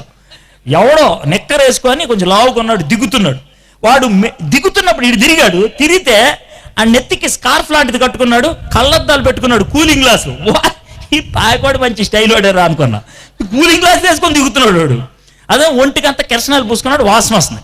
లోనకెళ్ళి బకెట్తో పెంట తీసి ఒకడికి అందించాడు, ఆడు తీసుకెళ్ళి బయట పడేస్తున్నాడు. 5 నిమిషాల్లో స్టార్ట్ అయిపోయింది. ఇది సూపర్ అనుకున్నాను. ఒక 2-3 బకెట్లు తీసుకెళ్ళేప్పటికీ 2-3 వాంతులు చేసుకున్నారు, కంపు కంపు. ఒక 10 నిమిషాల్లో ట్యాంక్ ఖాళీ అయింది, మూత మూసేశారు. అప్పుడు ప్రైజ్ ది లార్డ్ అని నుంచున్నాం. నుంచుంటే వాళ్ళు స్కార్ఫ్ తీసి కూలింగ్ తీస్తే మేము నమస్కారం పెట్టాలి. షేక్ హ్యాండ్ ఎవడెత్తాడు? చేతికి పెంట ఉంటుంది. అది పరిస్థితి. సో ఇలాగ కూలింగ్ గ్లాసులు తీసి స్కార్ఫ్ తీసి ఇలా తిరిగితే నేను ఇలా చూసి కళ్ళు ఇలా అనుకొని చూసి భయంకరంగా షాక్ తిన్నట్లు అనిపించింది. ఎందుకు అనంటే ఆ రోజు మా పెంట తీయడానికి ఆ ట్యాంకులో దిగినోళ్ళు మాకు వాక్యం బోధించడానికి వచ్చిన మా స్పీకర్స్. ఒక ఆయన పేరు పిసి వర్గీస్, ఇంకొక ఆయన పేరు సత్కీర్తిరావు. మా వాక్యం బోధించడానికి వచ్చిన వాళ్ళు 6:30కి పెంటెత్తి స్నానం చేసి 8:30కి బైబిల్ తీసుకొని వచ్చి వాక్యాన్ని బోధిస్తుంటే సూదులు కుచ్చుకున్నట్లు ఉంది. గుండెకు స్ట్రైట్గా దిగింది వాక్యం. ఆ రోజు అర్థమైంది నాకు తగ్గింపు జీవితం అంటే ఏంటో. ఏ స్థాయికైనా వెళ్ళిపోతా దేవుని మహిమ కోసం, ఏ స్థాయికైనా వెళ్ళిపోతా, చచ్చిపోతా నాకేం బాధలా. దేవుని మహిమ, దేవుని పేరు, దానికి రాజీ పడను. నేను రాజీ పడను. దేవుడితో ఎవడైతే గడుపుతాడో వాడి జీవితం అలా ఉంటుంది. మీరు పల్నాటి వాళ్ళు కదా, పౌరుషం అక్కడ చూపించాలా, అక్కడ అక్కడ అక్కడ రావాలి ఆ పౌరుషం. ఆ పౌరుషం ఉంటే గిత్తలవుతారు మీరు. దేవుని కోసం, దేవుని కోసం గిత్తలవుతారు, దేవుని కోసం మహిమకరంగా జీవిస్తారు. మోషే ఫాస్ట్గా 7 నుంచి 14 దాకా ఏమేమి నేర్చుకున్నాం చూద్దాం. మోషే దేవుడితో గడిపాడు కాబట్టి దేవుడు మాట్లాడాడు. 2, మోషే దేవుడితో గడిపాడు అందుకే దేవుడు నడిపించాడు. మోషే దేవుడితో గడిపాడు అందుకనే దేవుని తగ్గింపు స్వభావం వచ్చింది. మోషే దేవుడితో గడిపాడు అందుకే మోషే దేవుని మహిమ కోసం ఆరాటపడ్డాడు. దేవుడితో గడిపాడు, దేవుడి కోసం చావడానికి సంసిద్ధపడ్డాడు, అందుకే ఆశీర్వాదం అయ్యాడు. మోషే దేవుడితో గడిపినాడు, ఆశీర్వాదం అవుతాడు. అర్యు నువ్వు అవుతున్నావా? ఒక్కసారి ఆలోచించండి. దేవునితో గడపటం అంటే ఏంటి అని అంటారేమో. ప్రాక్టికల్గా ఒక మాట చెప్తాను. ఈరోజు తారీఖు ఎంత? 21. రేపు 22. 22వ తారీఖు నుంచి 10 రోజులు లెక్కేయండి, అంటే 31వ తారీఖు దాకా 10 రోజులు. ఈ 10 రోజులు మీరు ఈ పని ఒక్కటి చేయండి. ఏంటి తెలుసా? రోజుకి 24 గంటలు కదా, గంటకో నిమిషం చొప్పున 24 నిమిషాలు. అర్థమైందా? అంటే అరగంట కంటే 5 నిమిషాలు తక్కువ. రోజు మీరు ఎప్పుడు లేస్తే అప్పుడు, కొంతమంది పొద్దున 5 గంటలు వేస్తారు, కొంతమంది 11 గంటలు వేస్తారు. అర్థమైంది? ఎప్పుడు లేచినా లెగవంగానే మొహం మీద నీళ్లు చల్లేసుకొని తొలి అరగంట దేవుడికి ఇచ్చాను. తొలి అరగంట ఈ 10 రోజులు 22 నుంచి 31 దాకా అరగంట దేవుడికి ఇచ్చాను. అంటే ఏంటి తెలుసా? ఆ అరగంట సేపు దేవుని వాక్యం చదివి ప్రార్థన చేయండి. ఈ అరగంట మాత్రం దేవుని సన్నిధిలో గడపండి, ఇంకా వేరే పని ఏం చేయదు. అలా 10 రోజులు చేయండి. 31వ తారీఖు సాయంత్రం ఒకవేళ మీరు నాకు ఫోన్ చేసి, సార్ మీరు చెప్పినట్లు 10 రోజులు చేశా, నా జీవితంలో మార్పు లేదు అని మీరంటే 1వ తారీఖు నుంచి చచ్చేదాకా మీ ఇంట్లో పనోడుకుంటాను నేను. బస్తీ మే సవాల్, పబ్లిక్ ఇస్తున్నా ఈ ఛాలెంజ్, పబ్లిక్ ఇస్తున్నా. చచ్చేదాకా మీ ఇంట్లో పనోడుకుంటాం. ఒకవేళ కనుక మీరు 10 రోజులు చదివి మీ జీవితంలో మార్పు రాలేదంటే, ఎంత చెప్పిన తర్వాత కూడా బైబిల్ చదవనంటే నిన్ను పాపెట్ట. తెలంగాణ భాషలో చెప్పాలంటే బందలో పెట్ట. అది నేను చెప్పాల్సింది. వాక్యం చదవండి, వాక్యం చదవండి, దేవునితో గడపటం నేర్చుకోండి. మోషే దేవునితో గడిపాడు, ఆశీర్వాదం అయ్యాడు. సరే, ఇప్పుడు అహరోన్ దగ్గరికి వద్దాం. 32వ అధ్యాయం 1వ వచనం. మోషే కొండ దిగకుండా తడువు చేయట ప్రజలు చూచినప్పుడు ఆ ప్రజలు అహరోన్ వద్దకు కూడి వచ్చి, లెమ్ము, మా ముందర నడుచుటకు ఒక దేవతను మా కొరకు చేయము. ఐగుప్తులో నుండి మమ్మల్ని రప్పించిన ఆ మోషే అనువాడు ఏమైనా మాకు తెలియదని అతనితో చెప్పారు. మోషే దేవుడు ఒక్కడితోనే ఉన్నాడు, దేవుడు మాట్లాడాడు. అహరోను మనుషులందరితో ఉన్నారు, మనుషులు మాట్లాడుతున్నారు. అర్థమైందా? దేవుడు ఒక్కడే మాట్లాడుతున్నాడు కాబట్టి ఒకే ఒక మాట చెప్తాడు. కింద బోరా అంటాడు, పైన కూర్చోరా అంటాడు, పడుకోరా అంటాడు, ఒకటే మాట. కానీ మనుషులు చాలా మంది మాట్లాడుతున్నారు కదా. చాలా మంది మాట్లాడుతున్నప్పుడు ఒక మాట ఉండదు. ఒకడు కూర్చోరా అంటాడు, ఒకడు నుంచోరా అంటాడు, ఒకడు పడుకోరా అంటాడు, ఒకడు ఎల్రా అంటాడు, ఒకడు ఆగరా అంటాడు. 10 మాటలు చెప్తే ఆ టైంలో మోషే అహరోన్ దగ్గరికి వెళ్ళి కనుక మనం చూస్తే అహరోన్ అంటాడు, నాకేం చేయాలో అర్థం కావట్లేదురా అని అంటాడు. మీలో చాలా మంది ఆ టైప్. ఏమంటుందా సార్ ఏం చేయాలో అర్థం కావట్లేదు సార్, ఏం చేయాలో అర్థం కాదు. నిర్ణయం తీసుకోలేనటువంటి పరిస్థితి, గందరగోళ ప్రపంచం, ఏం చేయాలో అర్థం చేసుకోలేనటువంటి దిక్కుతోచని పరిస్థితి. ఒకవేళ అలాంటి స్థితిగతుల్లో మీరుంటే దాని అర్థం ఏంటి తెలుసా? You are not with God. మన దేవుడు గందరగోళానికి దేవుడు కాదు, స్పష్టతకు దేవుడు. మన దేవుడు విడిచిపెట్టేవాడు కాదు. అయ్యగారు పాట పాడుతూ ఉంటాడు, నడిపిస్తాడు నా దేవుడు, శ్రమలో అయినా విడిచిపెట్టేసి వెళ్ళిపోతాడా? నన్ను విడువాడు, నన్ను మరువాడు. ఆ పాట నిజమైతే, ఆ దేవుడే నీ దేవుడైతే ఎందుకు నా బతుకు అనే ప్రశ్న ఎందుకు వస్తుంది నీకు? ఏం చేయాలో అర్థం కాని స్థితిగతులు ఎందుకు వచ్చాయి? వాయ్? ఆ పాట రాంగా? ఆ దేవుడు లేడా? అహరోన్ ఏం చేయాలో దిక్కుతోచని పరిస్థితి. కారణం ఏంటి తెలుసా? He's not with God, he's with people. ఎప్పుడైతే 10 రకాలైనటువంటి సూచనలు వస్తాయో, 10 రకాలైనటువంటి సలహాలు వస్తాయో, సరైన నిర్ణయం తీసుకుంటారా? తీసుకోరు. చూడండి 2వ వచనం. అందుకు అహరోను, మీ భార్యలకు, మీ కుమారులకు, మీ కుమార్తెలకు చెవులనున్న బంగారు పోగులను తీసి నా యొద్దకు తండని వారితో చెప్పాను. ప్రజలందరూ తమ చెవులనున్న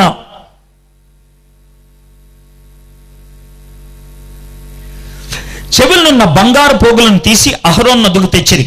అతడు వారి యొద్ద వాటిని తీసుకొని పొగరుతో రూపమును ఏర్పరిచి దానిని పోత పోసిన దూడగా చేశాను. అప్పుడు వారు, ఓ ఇశ్రాయేలు, ఐగుప్తు దేశంలో నుండి నిన్ను రప్పించిన నీ దేవుడు ఇదే అనిరి. అహరోను ప్రజలతో ఉన్నాడు. చాలా రకాలైనటువంటి సలహాలు వచ్చాయి. మనం ఫ్రెండ్స్తో గడిపితే ఒక్కొక్కడు ఒక్కో అద్భుతమైన సలహా ఇస్తారు. వాళ్ళు ఇచ్చే సలహా అద్భుతంగా అనిపిస్తుంది, అన్ని కూడా అద్భుతంగా అనిపిస్తాయి. కాబట్టి ఏం చేయాలో అర్థం కాదు.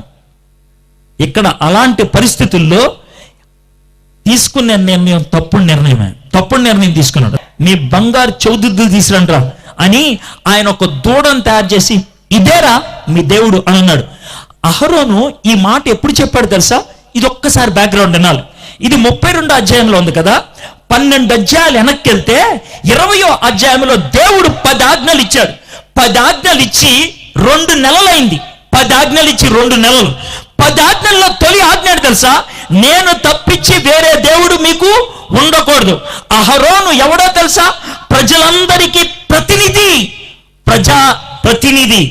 ఆయన యాజకుడు, బిషప్, మోడరేటరు, పాస్టరు, అపోస్తలుడు. నువ్వు ఏ డిగ్రీ ఇస్తావు ఆ డిగ్రీ అన్ని కూడా అహరోను అనుకున్నాయి. ఆయన ప్రజలందరి తరపున ఆమేన్ అని చెప్పాడు 2 నెలల క్రితం. ఆ 2 నెలల తర్వాత అతను చేసింది తెలుసా? ఆ దేవుణ్ణి కాదని ఒక బంగారు దూడను తయారు చేసి, ఇదేరా మీ దేవుడు అని అన్నాడు. నేను ఈ మాట ఎందుకు చెప్తున్నాను తెలుసా?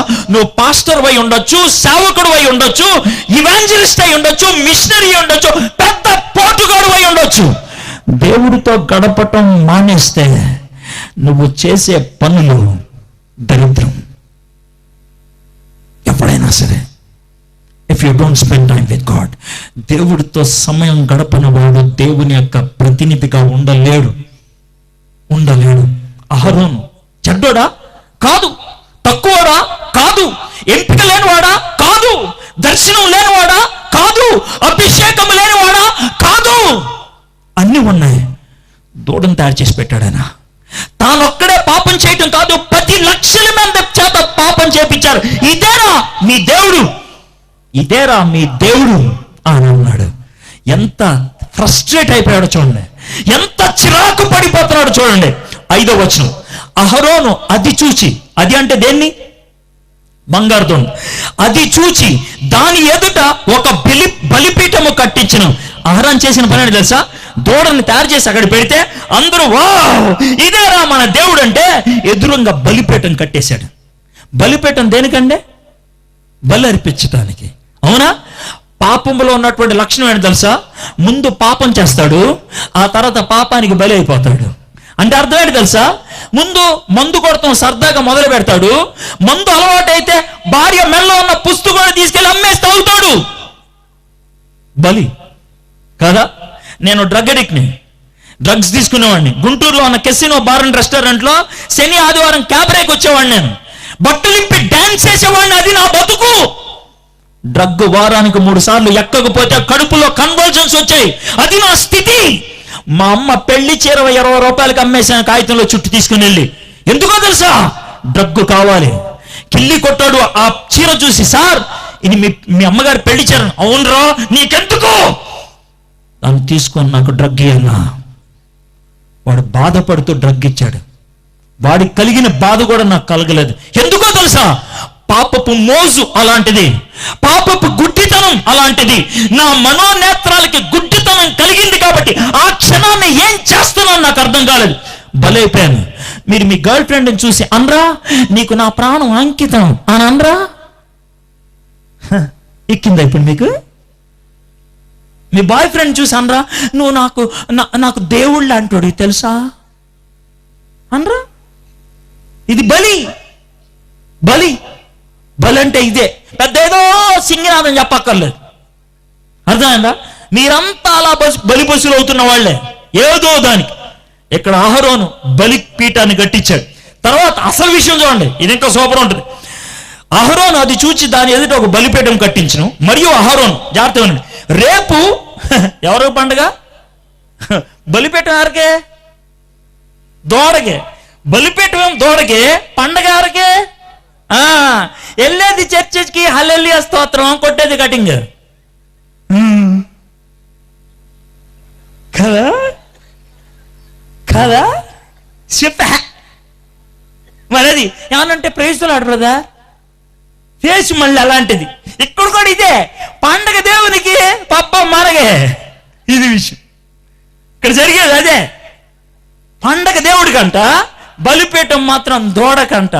మన కోరికలు తీర్చుకోవడానికి దేవుడిని అడ్డు పెట్టుకోవటం అంటే అదే. అర్థమైందా? ఎంత దరిద్రం అయిపోయాడో చూడండి, ఎంత దరిద్రం అయిపోయాడు. 6వ వచనం, మర్నాడు వారు ఉదయం లేచి దహన బలులను సమాధాన బలులను అర్పించిరి. అప్పుడు జనులు తినుటకు త్రాగుటకును కూర్చుండిరి, ఆడుటకు లేచిరి. అహరోను ప్రజలకు శాపగ్రస్తంగా మారాడు. ఎందుకో తెలుసా? మొదటిది దేవుడితో గడపట్లేదు, రెండోది ప్రజలతో గడుపుతున్నాడు, మూడోది సరి అయిన నిర్ణయం తీసుకోలేదు, నాలుగోది దేవుని ఆజ్ఞ మర్చిపోయాడు, ఐదోది పాపానికి రాజీ పడిపోయాడు, ఆరోది బయటికి దేవునికి బిడ్డగా చూపిస్తున్నాడు, దరిద్రమైనటువంటి నిర్ణయాలు తీసుకున్నాడు. శాపగ్రస్తమైన జీవితం అంటే అదే. హలో, మీ ముందు అద్దంలో ఇద్దరు చూపించా, అహరోనా మోషేనా? మీ ఫిగర్ దేంతో ఫిట్ అవుతుంది ఆలోచించుకోండి. మోషే అయితే ప్రైజ్ ద లార్డ్, అహరోన్ అయితే కనుక జీవితాన్ని ఒకసారి సరి చేసుకోండి. ఈ టైంలో అహరోను లాంటి బతుకుతూ నేను మోషేలాగున్నానంటే నిన్ను ఎవ్వడు బాగు చేయలేడు, ఎవ్వడు బాగు చేయలేడు.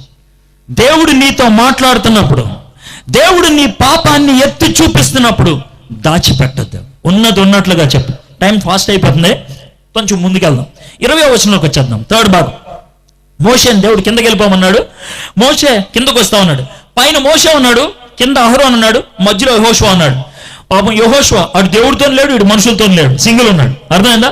ఆ యెహోషువని పట్టుకొని పద కిందకి వెళ్దాం అని అన్నాడు. పాపం యెహోషువకి సగం అర్థమైంది, సగం అర్థం కాలేదు. కిందకి వెళ్ళంగానే దూడ కనబడింది. దూడ కనబడంగానే మోషే ఏం చేశాడు చూద్దాం. 20వ వచనం. మరియు అతడు వారు చేసిన ఆ దూడను తీసుకుని అగ్నితో కాల్చి పొడి చేసి నీళ్ల మీద చల్లి ఇశ్రాయేలీయుల చేత దాన్ని త్రాగించాను. మోషే దూడను చూడంగానే ఏం చేశాడు తెలుసా? దాన్ని తగలబెట్టేశాడు. 5వ వచనం చూడండి ఒకసారి. 5వ వచనం.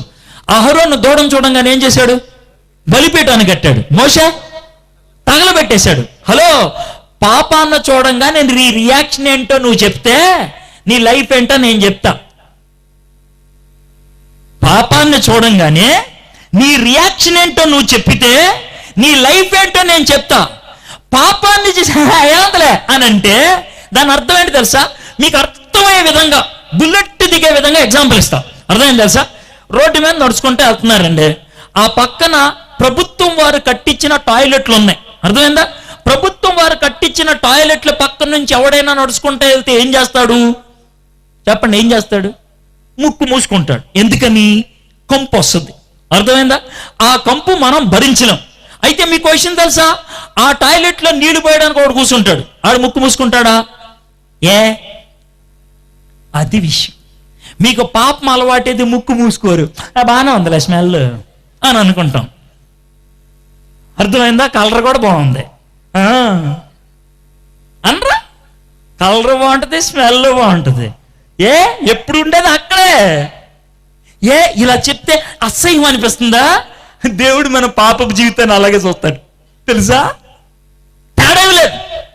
కానీ పవిత్ర జీవితం జీవించే వాడికి వాసన నచ్చదు, కలరు నచ్చదు. నో, అహరోను పాపంతో దోగూచులాడుతున్నాడు, కానీ మోషే అసహించుకున్నాడు. పాపాన్ని ద్వేషించడం పవిత్రతకు సూచన. పాపాన్ని ఎవడైతే ద్వేషించడో వాడు పవిత్రుడు కాదు. పాపం చేయకుండా ఉండటం కాదు, పాపాన్ని ద్వేషించాలి. You must hate sin. పాపాన్ని అసహించుకోవాలి. ఫినెహాస్ గురించి బైబిల్లో ఒక మాట ఉంది. దేవుడికి ఫినెహాస్ అంటే ఇష్టం అంట పాత నిబంధనలు. ఎందుకు తెలుసా? దేవుడు దేన్నైతే అసహించుకున్నాడు ఫినెహాస్ అది అసహించుకున్నాడు అంట. ఒక కుర్రోడితో కటక్ ఐఐటిలో ఇంజనీరింగ్ చదువుతున్న కుర్రోడు, వాడు చాలా చెడ్డ జీవితం జీవించి 2 అమ్మాయిలను పాడు చేసి 3వ అమ్మాయిని పాడు చేద్దాం అనుకునేటువంటి విషయంలో ప్రిన్సిపాల్కి తెలిసిపోయి తనని సస్పెండ్ చేసే పరిస్థితి వస్తే, అతను ఆంధ్ర కుర్రోడే, శ్రీకాకుళం కుర్రోడు. అతను మా అమ్మ నాన్నకి తెలిస్తే నన్ను బతకనివ్వరని 2-3 సార్లు సూసైడ్ చేసుకుని ట్రై చేస్తే, అలాంటి పరిస్థితుల్లో తన ఫ్రెండ్స్, మాకు తెలిసిన ఒక అన్నున్నాడు, ఆయనతో నువ్వు చాట్ చేస్తే ఈ టైంలో నీకు హెల్ప్ చేస్తాడన్నాడు. ఒక వారం 10 రోజులు అతనితో నేను చాట్ చేశాను. ఓకే, అతని పేరు నేను చెప్పను, సారీ. చాట్ చేశాను. చివరికి తను ఆ ప్రాబ్లంలోంచి బయటకు వచ్చేసాడు. నువ్వు ముందు చేసిన తప్పును ఒప్పుకోవాలన్నాను. ఒప్పుకున్నాడు. తప్పుకుంటే దేవుడు సాయం చేస్తాడు, తర్వాత విషయం. నువ్వు ఒప్పుకో అన్నా, ఒప్పుకున్నాడు. పాప క్షమాపణ పొందాడు. ఆ తర్వాత అద్భుతంగా ప్రిన్సిపాల్ కూడా తను సస్పెండ్ చేయలేదు. ఇది లాస్ట్ వార్నింగ్ అని అన్నాడు. ఆ తర్వాత నాతో ఒకసారి మాట్లాడుతూ, సార్ దేవుడు నాకు ఎంతో సహాయం చేశాడు సార్ నిజంగా అని అంతా చెప్పిన తర్వాత సడన్ గా చాటింగ్ ఆగిపోయింది. ఒక 20 నిమిషాల దాకా తమ్మి తమ్మి తమ్మి అని కొడుతున్నాను, ఎంతగా రావట్లేదు. 20 నిమిషాల తర్వాత అన్నా సారీ అన్నా అని అన్నాడు. ఏమైంది తమ్మి అని అంటే, అన్న ఒక చిన్న పని చేశానన్నా అని అన్నాడు. ఏంటనంటే, నా మొబైల్లో ఉన్నటువంటి సిమ్ బయటికి లాగి దాన్ని ఎర్రక్కొట్టి పక్కకు పడేశానన్నా అని అన్నాడు. అనంటే, ఆ సిమ్లోనే అన్నా నా కాంటాక్ట్స్ అన్నీ ఉన్నాయి, ఆ కాంటాక్ట్సే నన్ను పాపంలోకి నడిపించాయి, దాన్ని ఎర్రక్కొట్టేశాను అన్నాడు. నేను చెప్పలా ఆయనకి, నేను చెప్పలా, ఎర్రక్కొట్టేశాడు. పాపాన్ని ఎర్రక్కొట్టేటో నేర్చుకోవాలి. నీకు పాపం చేయడానికి అవకాశం ఉన్నదాన్ని తెంపేయాలి, పీకేయాలి, పెరికేయాలి, ఎర్రకొట్టేయాలి, భూస్థాపన చేసేయాలి, తగలపెట్టేయాలి. ఇక్కడ మోషే తగలపెట్టేశాడు ఆయన. చూడండి 21వ వచనం. అప్పుడు మోషే 20వ వచనం, తీసుకొని అగ్నితో కాల్చి పొడి చేసి నీళ్ల మీద చల్లి ఇశ్రాయేలీయుల చేత దాన్ని తాగించను. నేనేమన్నా కల్పించి చెప్పానా? లేదు, ఉన్నదే. ఆ తర్వాత 21వ వచనం, అప్పుడు మోషే, నీవు ఈ ప్రజల మీదకి గొప్ప పాపం రప్పించినట్లు వారు నిన్ను ఏమి చేసిరని అహరోను అడగ్గా, అహరోను నా ఏలిన వాడా. అహరోను ఎవరండి? అన్న. మోషే ఎవరు? తమ్ముడు. తమ్ముడిని ఎవడైనా నా రాజా, నా అయ్యా, నా దొర అని పిలుస్తాడా? పిలవడు, కానీ పిలుస్తున్నాడు. దేవుడి దగ్గర తలంచండి, తలెత్తుకొని తిరుగుతారు, తలెత్తుకొని తిరుగుతారు. సంశయ జీవితాన్ని జీవిస్తారు. ఇంకేమన్నాడు? నా ఏలినవాడా, నీ కోపం మండనీకుము, ఈ ప్రజలు దుర్మార్గులన్న మాటను వెరుగుదు, వారు మాకు ముందు నడుచుడు, ఒక దేవతను చేపు, ఐగుప్తులో నుండి మమ్మల్ని రప్పించిన వాడు ఆ మోషే ఏమైనా మాకు తెలియదండి. అందుకు నేను, ఎవరి వద్ద బంగారం ఉన్నదో వారి దాన్ని ఓడదీసి తండని చెప్పి తిని. హలో, ఇక్కడ దాకా విన్నారు కదా, సూపర్. ఆ తర్వాత లైన్ ఉందే, ఆ లైను అసలు ఎవడైనా బుద్ధి జ్ఞానం ఉన్నవాడు ఒళ్ళు దగ్గర పెట్టుకొని చదివితే ఎర్రగా పడి నవ్వుతాడు. ఎందుకంటే కార్టూన్ నెట్వర్క్, హ్యారీ పాటర్ అన్నీ ఇక్కడే ఉన్నాయి, వెట్లాచారి సినిమా కూడా ఇక్కడే ఉంది. ఏ అంటారు చూడండి, ఆ తర్వాత లేను ఏమన్నాడు తెలుసా? నేను దాన్ని అగ్నిలో వేయగా ఆ దూడ అంటే మనోడేం చెప్తున్నాడు తెలుసా? మీకు అర్థమయ్యే భాషలో, తమ్ముడు నేనేం చేయలేదురా, వాళ్ళని బంగారు దుద్దులు ఇమ్మన్నాను, ఆ దుద్దున్నన్ని ఇలా మంటలేసాను రా, అంతే బుడుందని దూడొచ్చేసింది అని అన్న మాట అది. మీకు ఎక్కిందా? మీకు ఎక్కిందా? నేను కల్పించానా? ఆ దూడ దూడ ఏం చేయలా, మరి ఎవడు చేసినట్లు? అంటే దీని అర్థం ఏంటి తెలుసా? దూడని ఏం చేయలా, ఆ దుద్దుల ఏసా దేవుడు చేశాడు దూడ. అంటే మనోళ్ళు కొంతమంది చెప్తారు, అరే ఎందుకురా ఇలా చేసావంటే దేవుని చిత్తం అలా జరిగిపోతుంది. బాలేదా? ఫిట్టింగ్ లేదా? దేవుని చిత్తం జరిగిపోతుంది అని అనరా? పైన ఒక పెద్ద హెడ్డింగ్ పెడతారు, దేవుని చిత్తము. వీడు చేసేదంతా ఫిట్టింగు. ఇది పైన దేవుని చిత్తం. ఇక్కడ కూడా అహరోను గాడు అదే, నేను చేయలా, దేవుడు చేశాడు. అనవసరంగా దేవుడిని బదనం చేయొద్దే, అర్థమైందా? తప్పు చేస్తే తప్పు చేశానని ఒప్పుకో. ఎక్కడా పబ్లిక్లో అక్కర్లా, దేవుడి ముందు ఒప్పుకో చాలు. ప్రైవేట్గా ఒప్పుకో, నీ గుండెల్లో ఒప్పుకో, బయటికి ఎవ్వడికి చెప్పద్దు. ప్రభా నేను తప్పు చేశా, నీకు తెలుసు కదా అని ఒప్పుకో, దేవుడు క్షమిస్తాడు. తర్వాత ఏం చేయండి? 25వ వచనం, ప్రజలు విచ్చలవిడిగా తిరుగుటకు మోసే చూశాను, వారు విరోధుల్లో వారికి ఎగతాళి కలుగునట్లు అహరోను విచ్చలవిడిగా తిరుగుటకును వారిని విడిచిపెట్టి ఉన్నాం. 26, అందుకు మోషే పాళెం యొక్క ద్వారమున నిలిచి, యెహోవా పక్షమునున్న వారందరూ నా యొద్దకు రండి అనగా లేవీలందరూ అతని యొద్దకు కూడి వచ్చిరి. పాపము చేసిన వాళ్ళని, దూడకు పూజలు చేసిన వాళ్ళని అందరినీ చూసి మోషే ఒక మాట అన్నాడు. ఏమన్నా తెలుసా? రే, మీరు ఎంత పాపం చేసినా, ఎంత దరిద్ర జీవితం జీవించినా చేతులెత్తి అడుగుతున్నాను, రండ్రా, యెహోవా పక్షమునున్న వాళ్ళు రండ్రా అని అంటే, లేవీలు వాళ్ళు ఎవరన్నా ఉండి కొంతమంది వచ్చారు, దేవుడు వాళ్ళని క్షమించాడు. కొంతమంది రాలేదు. వాళ్ళ పక్షాన మోషే దేవుడితో మాట్లాడితే ఏమన్నాడు తెలుసా? దేవా, వాళ్ళ పేరు జీవ గ్రంథంలో లేకపోతే నా పేరు కొట్టిపడే. 32వ వచనంలో అంటే దేవుడు సూపర్ ఆన్సర్ ఇచ్చాడు.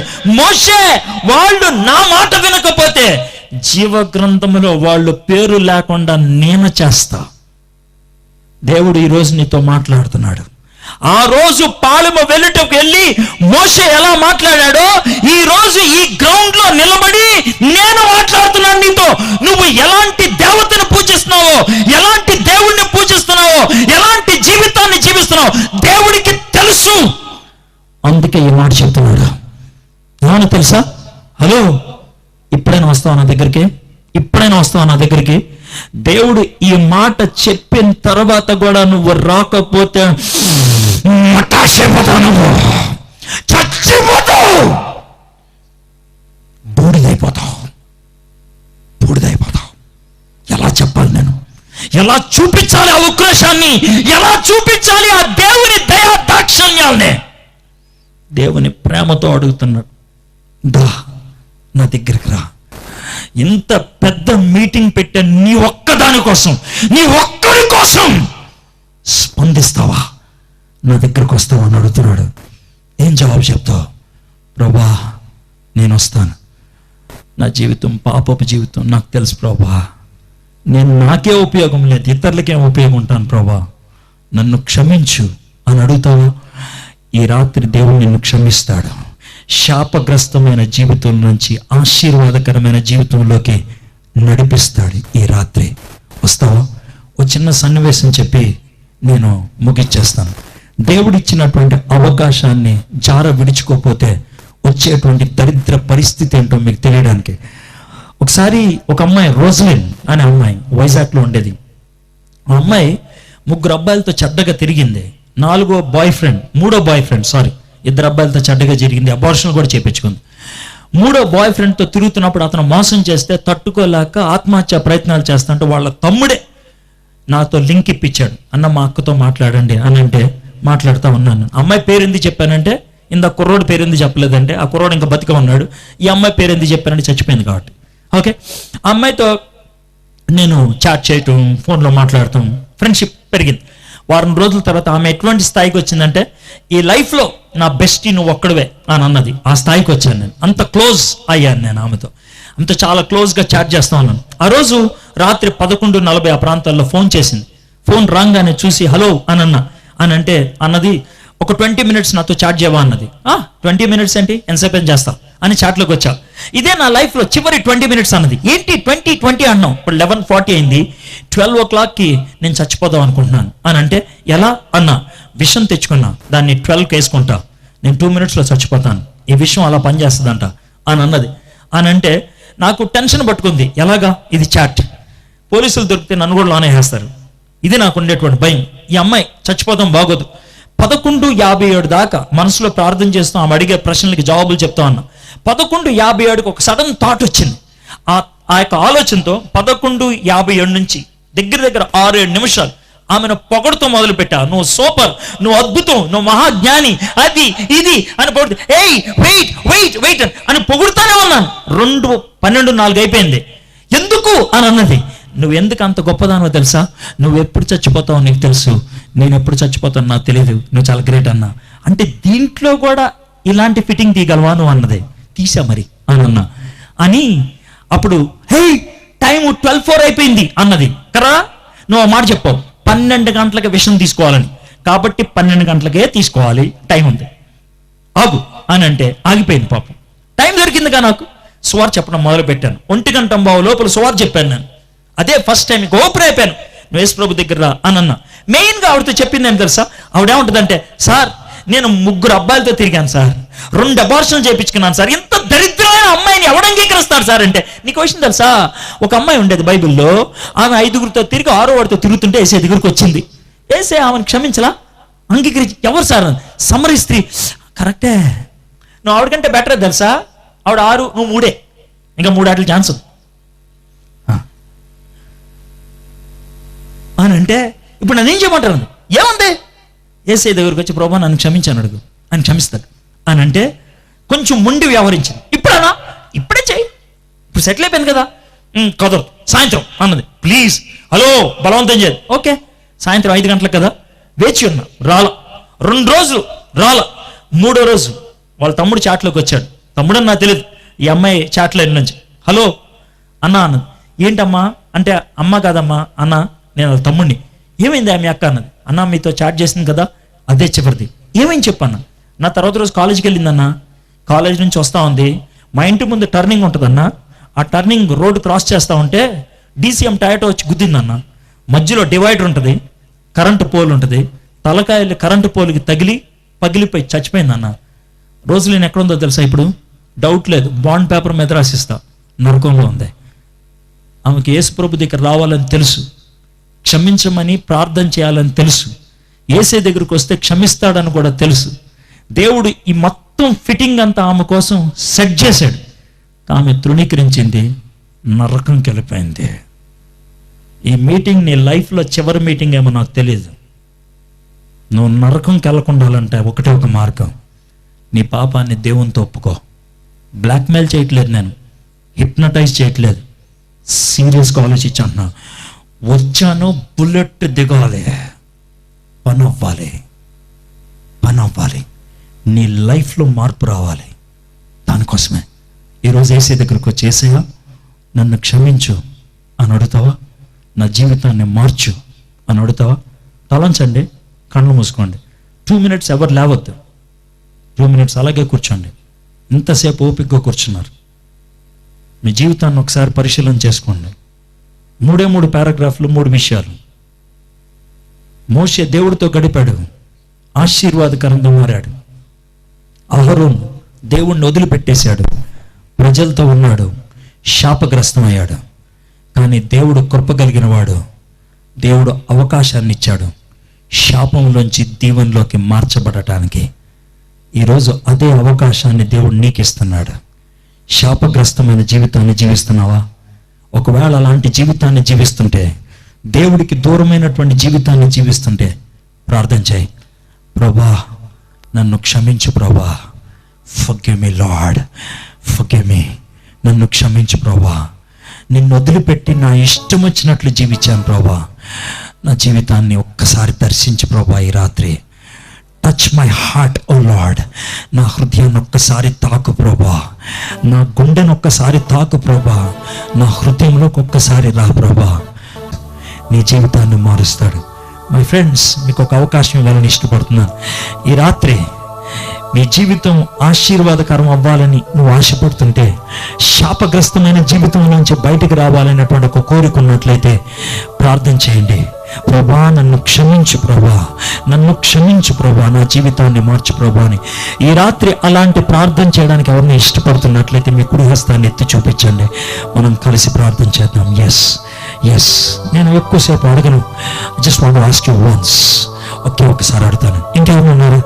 Is there anyone else? ఎవరైనప్పుడు కూడా, హూ ఎవర్ యు ఆర్, ఈ రాత్రి నా జీవితం మార్చబడాలి, ఈ రాత్రి నా జీవితం మార్చబడాలి, ఈ రాత్రి నేను క్షమాపణ కోరాలి.